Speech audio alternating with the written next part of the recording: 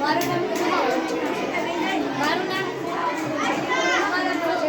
છે ગાણિતિક સમસ્યા નિરાકરણ અમારો વિભાગ 4 છે. મેં કલ 2 કૃતિઓ તૈયાર કરી છે. એક છે ગણિતીય સાતત્ય અને આકાર. ગાણિતિક સમસ્યા નિરાકરણ માટે આકારોનો ઉપયોગ થાય છે અને સાપસીડી છે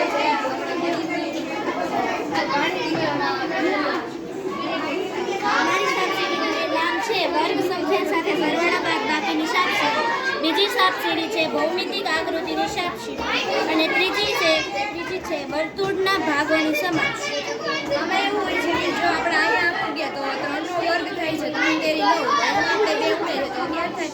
આપણે 11 ડાયરેક્ટ હવે 5નો વર્ગ થશે 25 તો આપણે અહીંયા આ સાપસીડી છે સ્ટાર્ટ કરીએ. ચોરસની વ્યાખ્યા થાય. ચોરસને 4 ખૂણા હોય છે. પછી મેડમ આપણે કિરણે પૂરીએ તો કિરણમાં એવું હોય છે કે એક બિંદુથી તે અનંત સુધી જાય તેને કિરણ કહેવાય છે.